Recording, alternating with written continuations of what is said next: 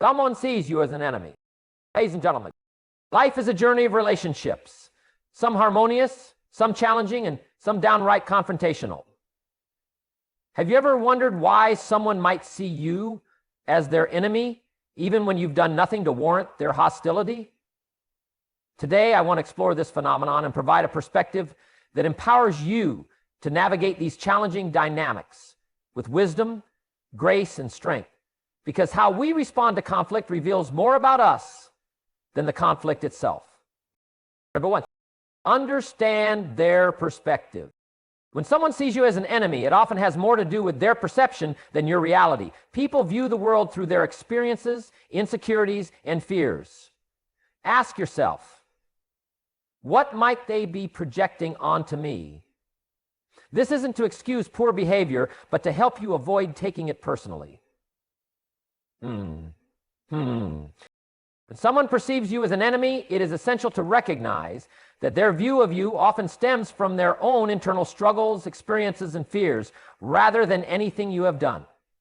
People interpret the world through the unique lens of their past. Their thoughts, emotions, and behaviors are shaped by their upbringing, traumas, insecurities, and the narratives they've built about themselves and others.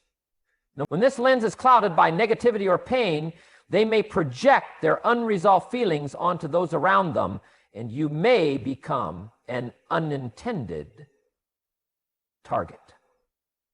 And to this day, consider this. A person who has been betrayed in the past might view others with suspicion, even when there's no real evidence to support their distrust. If you interact with them, your actions might be misinterpreted, not because of your intentions, but because of their existing belief system.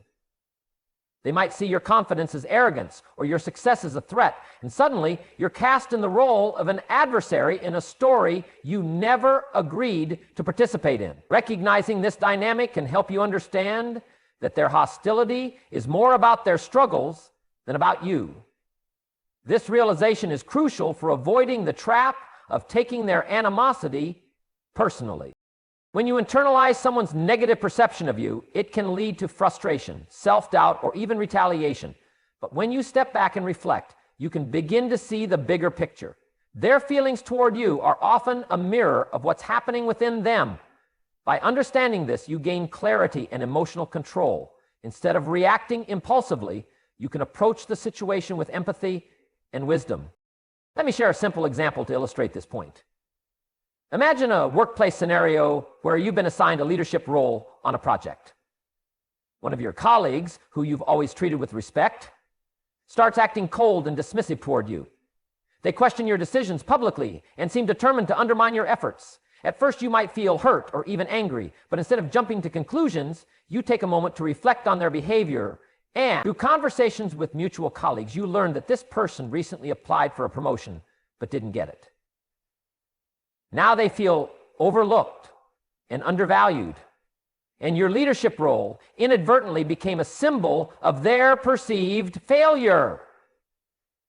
In this situation, their hostility toward you isn't about who you are, but rather about how they feel about themselves. Recognizing this, you can choose to handle the situation constructively. Instead of confronting them with anger, you might find ways to acknowledge their contributions or involve them more actively in decision-making. By addressing their underlying insecurities, you not only diffuse tension, but also create an opportunity for better collaboration. This doesn't mean excusing or tolerating poor behavior. It's about understanding the root cause of the hostility so you can respond appropriately. When you see the situation from their perspective, you shift from reacting emotionally to acting strategically. You maintain your integrity and avoid being dragged into unnecessary conflict. Understanding someone's perspective also helps you stay grounded in your own sense of self-worth.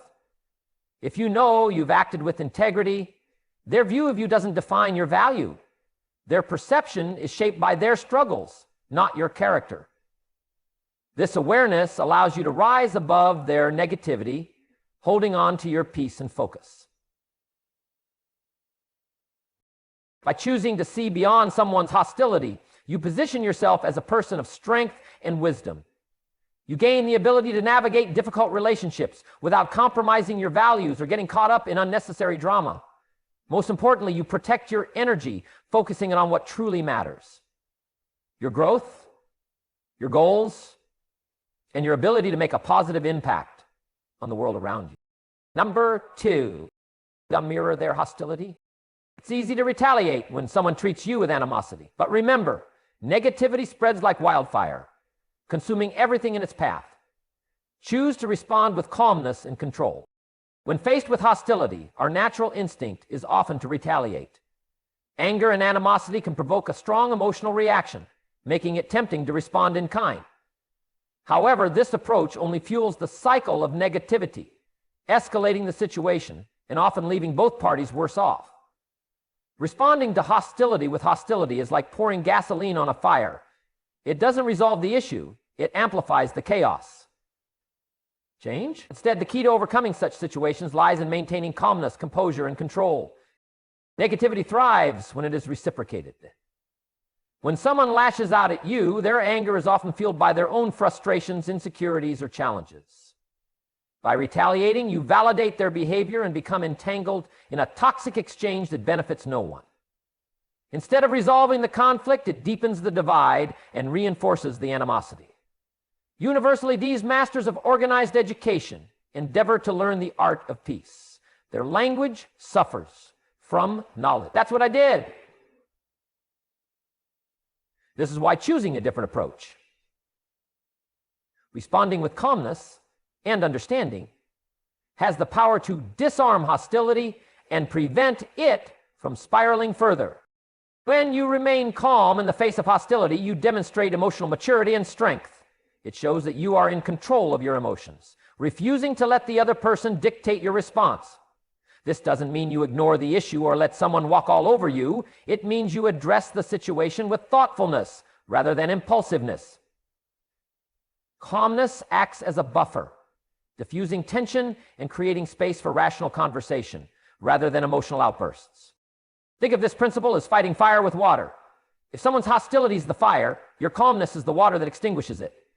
Fire can't burn without fuel, and negativity can't thrive without a response that feeds it. By refusing to engage in a hostile manner, you effectively cut off the source of energy that the conflict relies on. This approach not only preserves your peace of mind, but also has the potential to shift the dynamic of the interaction entirely. Let's consider an example to illustrate this point. Imagine you are a manager at a company, and a team member unexpectedly confronts you during a meeting, accusing you of being unfair in your decisions. Their tone is sharp, and their words are designed to provoke a reaction. The natural inclination might be to defend yourself aggressively or to call out their behavior in front of the group. But instead, you choose a different path. You take a deep breath and calmly respond.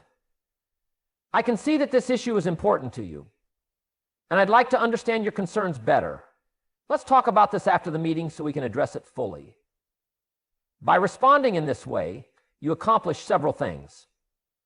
First, you diffuse the immediate tension, preventing the situation from escalating in front of others. Second, you demonstrate that you are open to dialogue, which can soften the other person's stance. Third, you maintain your dignity and authority, showing that you won't be drawn into a public confrontation. Later, when you have a private conversation with the team member, you can listen to their concerns and address them constructively. This calm approach often reveals that their outburst was rooted in a misunderstanding or frustration unrelated to you. By not mirroring their hostility, you create an environment where resolution becomes possible. Explain to them, choosing not to mirror hostility doesn't mean you are weak or passive. On the contrary, it requires immense self-control and strength. It means prioritizing the bigger picture over a fleeting moment of satisfaction. It means valuing resolution over retaliation. This approach not only protects your peace, but also sets an example for others to follow. In the end, negativity can only consume what it's fed. By refusing to contribute to the cycle of hostility, you take control of the narrative. You become a source of calm in the storm, someone who uplifts rather than tears down. And that strength, that clarity, is far more powerful than any momentary victory gained through retaliation. Number 3, set clear boundaries. Forgiveness doesn't mean tolerating toxic behavior. Respect yourself enough to establish boundaries. Let them know where you stand, not with anger, but with unwavering firmness. Boundaries are not walls. They are guidelines for mutual respect. An example: forgiveness is a powerful virtue, but it does not mean accepting or enduring behavior that harms your well-being. They protect your mental, emotional, and even physical well-being, ensuring that relationships are built on mutual respect rather than unchecked behavior. They are uncertain. Establishing boundaries is an act of self-respect. It signals to yourself and others that you value your time, energy, and emotional health. It also helps others understand their role in your life and what behavior is acceptable in the relationship. Without boundaries, people might overstep, knowingly or unknowingly, leading to resentment, stress, and a breakdown in communication. Setting clear limits prevents these issues and fosters healthier, more balanced interactions. When you set boundaries, it's essential to communicate them firmly yet calmly. Anger or hostility can undermine your message, making it less likely to be received positively. Instead, state your needs clearly and confidently, leaving no room for ambiguity. For example, if someone frequently interrupts your personal time with unimportant demands, you might say, "I value our relationship, but I need uninterrupted time in the evenings to recharge. Let's schedule a better time to discuss these things." This approach is not confrontational, but assertive, creating space for understanding and cooperation. It's also crucial to remember that boundaries are not rigid walls meant to isolate you from others. Instead, they are guidelines that define the terms of your interactions. They allow for connection without compromising your values or well-being. By setting boundaries, you are not rejecting people. You are inviting them into a healthier and more respectful dynamic. Let's consider an example. Imagine you have a friend who often makes sarcastic comments about your decisions, whether it's about your career, relationships, or personal choices. While you care for this friend, their remarks leave you feeling undermined and devalued. Initially, you may brush off the comments, thinking they don't mean any harm. But over time, the repeated pattern affects your confidence and the trust in your friendship. Instead of letting resentment build or cutting off the friendship entirely, you decide to set a boundary. The next time they make a sarcastic comment, you calmly address it. "I've noticed that your comments about my decisions often feel dismissive to me. I value our friendship, but I need us to have a more supportive and respectful tone when we talk. I hope you understand." By expressing your feelings clearly and kindly, you give your friend an opportunity to reflect and adjust their behavior. If they respect your boundary, the friendship grows stronger. If they dismiss your concerns, you have the clarity to decide whether the relationship aligns with your values. Setting boundaries can be uncomfortable, especially if you fear confrontation or rejection. However, it is a necessary step to protect yourself from toxic patterns and ensure that your relationships contribute positively to your life. It's important to remember that healthy boundaries are not about controlling others. They are about controlling your response to their behavior. You cannot change how someone acts, but you can choose how you react and what you allow. Boundaries also teach others how to treat you. When you consistently enforce them, people learn that you value yourself and expect the same from them. This doesn't mean everyone will immediately comply or appreciate your boundaries.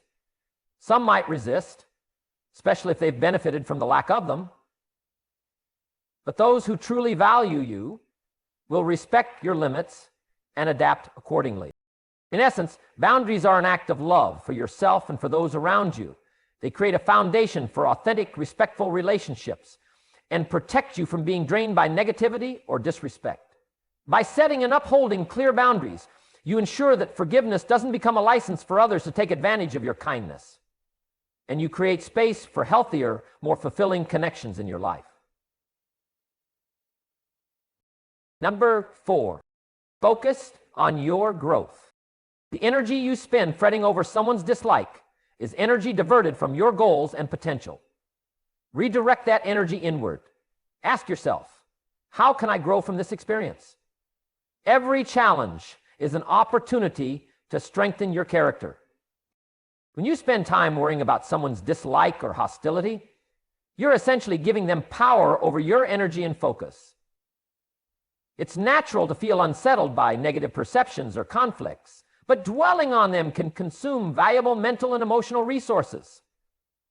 This diversion can hinder your progress toward personal growth, goals, and overall potential. Instead, the wiser choice is to shift your focus inward, using the experience as a stepping stone for self-improvement and resilience.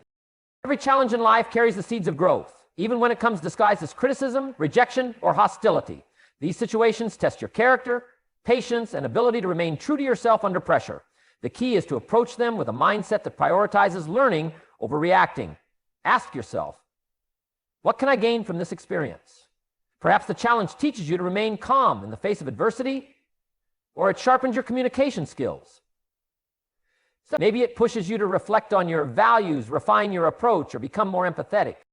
It's important to remember that not everyone will like you or agree with your actions, and that's perfectly fine. Everyone has different perspectives, priorities, and experiences that shape their judgments. You can't control how others feel about you, but you can control your response. Worrying excessively about someone's dislike does not change their opinion. It only derails your progress. So by redirecting your energy toward personal growth, you reclaim your power and stay aligned with your goals. Consider an example to illustrate this idea. Imagine a young entrepreneur named Sarah who starts her own business. In her community, there's a well-established professional who views Sarah's venture as competition. This individual begins to spread negative comments about Sarah, questioning her qualifications and capabilities. At first, Sarah feels disheartened and even angry. She's tempted to confront the individual publicly or spend hours worrying about how others perceive her. Instead, Sarah chooses a different path. She decides to focus on what she can control, growing her business and proving her value through her work. She uses the criticism as motivation to refine her services, enhance her marketing strategies, and deepen her connection with her clients. Along the way, Sarah also reflects on her emotional resilience, learning to separate her self-worth from others' opinions. Over time, her dedication and growth not only strengthen her business, but also earn her the respect of her community. Sarah's experience highlights a powerful truth. When you focus on your growth, external negativity loses its hold over you. The energy that could have been wasted on fretting was instead invested in self-improvement and achieving her goals. The very challenge that threatened to discourage her became the catalyst for her success. Redirecting your energy inward doesn't mean ignoring valid feedback. Constructive criticism can be a valuable tool for growth. However, it's crucial to differentiate between feedback that helps you improve and negativity that serves no constructive purpose. By focusing on your growth, you learn to filter out unnecessary noise and concentrate on what truly matters. Personal growth requires self-awareness and intentionality. It's about recognizing the areas where you can improve, setting meaningful goals, and taking deliberate steps toward achieving them. This process transforms challenges into opportunities for development, strengthening your character and broadening your perspective. Generous and dependent. Ultimately, your growth is your responsibility. The opinions of others, whether positive or negative, are beyond your control. What matters is how you choose to respond. By shifting your focus from external validation to internal progress, you become more resilient, confident, and grounded. Every moment spent on self-improvement brings you closer to your full potential, ensuring that no external negativity can derail your journey. In life, there will always be critics and challenges, but they don't define you. Your response does. When you prioritize your growth, you rise above the distractions and build a life that reflects your values, goals, and vision for yourself. Let every challenge, no matter how difficult, become a stepping stone on your path to greatness. We sent our kids off to college, and the great news is that everyone but one of us made it through. Number 5, lead with compassion.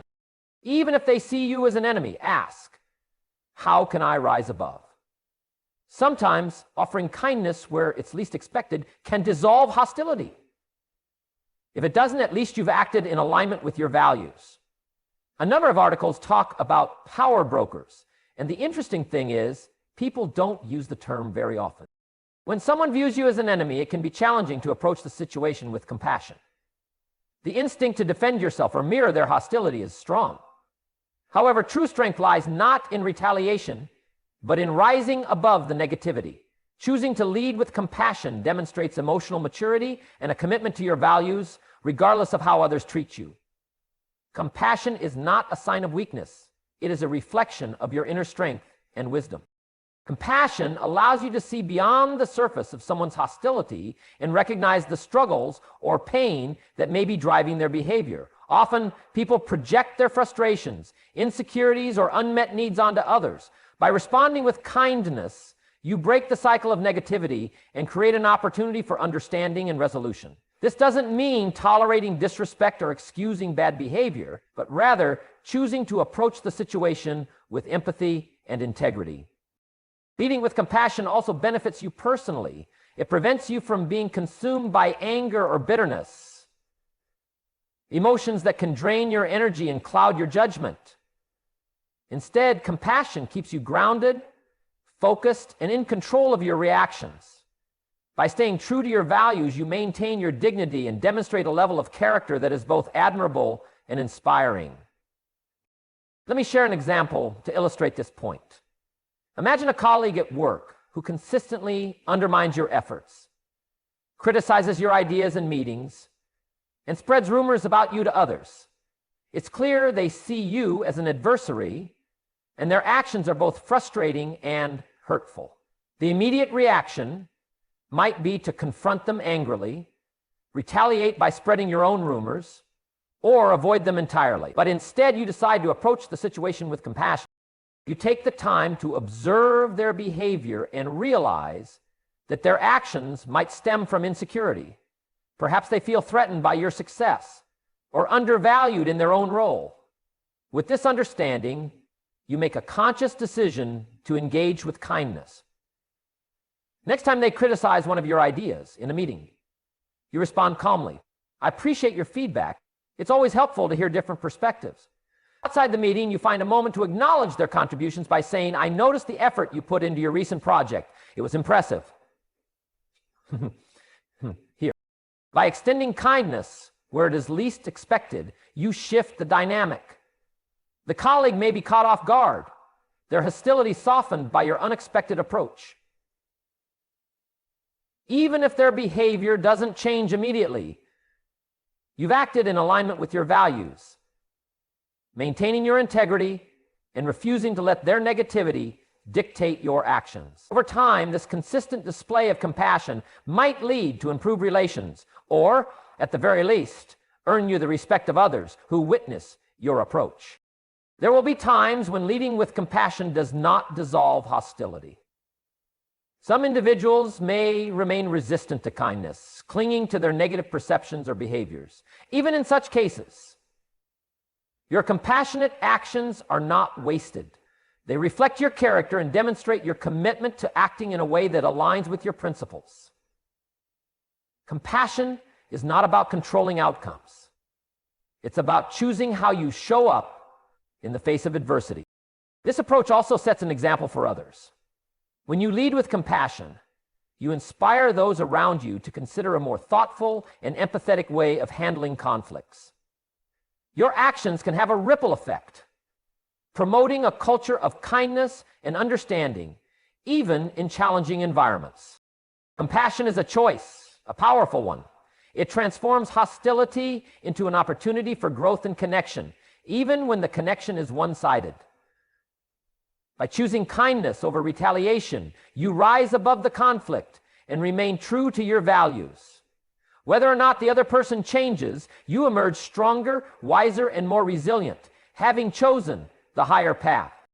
Number 6, be at peace with not being liked. You cannot control how others perceive you, but you can control your actions and intentions. Remember, greatness often invites opposition. If someone's hostility is the result of your success, let it be a testament to your progress. Not being liked is an uncomfortable reality we all face at some point in life. Despite our best intentions, not everyone will approve of us, agree with our actions, or appreciate our presence. This truth can be unsettling, especially if you value harmony and connection. However, it is crucial to understand that you cannot control how others perceive you. Their opinions are shaped by their experiences, biases, and emotional states, factors entirely beyond your influence. What you can control are your actions, intentions, and the way you respond to their perceptions. Accepting that you won't always be liked is liberating. It frees you from the exhausting pursuit of universal approval and allows you to focus on living authentically and purposefully. This doesn't mean disregarding feedback or being indifferent to others' feelings. It means recognizing that your worth is not determined by external validation. When you base your self-esteem on your values and principles rather than others' opinions, you cultivate inner peace and resilience. Greatness often invites opposition. When you achieve success, take a stand for your beliefs, or push boundaries, it can make others uncomfortable. Your accomplishments may remind them of their unfulfilled potential, your confidence may highlight their insecurities, or your choices may challenge their perspectives. While their hostility may feel personal, it often has little to do with you and more to do with their internal struggles. In such cases, their dislike is a testament to the impact you're making. It's a sign that you're standing out and staying true to your path. Consider the story of a school teacher named Anna, who introduced innovative teaching methods in her classroom. Her unconventional approach gained attention from students and parents alike, earning praise for its effectiveness in improving engagement and results. However, some of her colleagues, who were accustomed to traditional methods, began to resent her. They criticized her behind her back, calling her tactics unnecessary and overly ambitious. As she gathered, at first Anna felt hurt and questioned whether she should tone down her efforts to avoid conflict. After reflecting on the situation, Anna realized that her colleagues' hostility was rooted in discomfort with change and possibly a sense of inadequacy in their own work. She chose to focus on her mission, providing the best possible education for her students. Instead of seeking validation from her peers, she drew strength from the positive impact she was having on her students' lives. Over time, some colleagues softened their stance, inspired by her results. Others remained critical, but Anna learned to accept it as part of her journey. Anna's story illustrates the importance of being at peace with not being liked. Had she allowed the negativity to deter her, she might have abandoned her innovative methods and the progress they brought. By staying true to her values and accepting that not everyone would support her, she was able to continue making a meaningful difference. To embrace this mindset, it's essential to separate your sense of self-worth from others' opinions. Criticism can be valuable when it's constructive, but hostility rooted in envy, fear, or misunderstanding is not a reflection of your character. When faced with such negativity, ask yourself, am I acting in alignment with my values? Am I pursuing my goals with integrity? If the answer is yes, then let others' opinions rest with them. It's also helpful to view opposition as a natural part of growth. The higher you rise, the more visible you become, and the more opinions you'll attract, positive and negative alike. This is not a reason to shrink back, but rather a reminder that you're making progress. Opposition often means you're challenging the status quo, taking risks, and striving for excellence, all of which are markers of a purposeful life. Being at peace with not being liked is not about arrogance or indifference. It's about cultivating inner stability and prioritizing your own growth and integrity over external approval. When you focus on what truly matters, your values, goals, and impact, you become immune to the distractions of unwarranted hostility. In the end, living authentically is far more fulfilling than being universally liked. Let opposition be a byproduct of your progress. And let your peace come from knowing you're staying true to yourself. In life, you won't be everyone's cup of tea, and that's okay. Let your actions be driven not by the opinions of others, but by your values and aspirations. Stand tall, remain kind, and stay focused. Because when you rise above the noise, even those who see you as an enemy will eventually recognize the strength of your spirit. And thank you.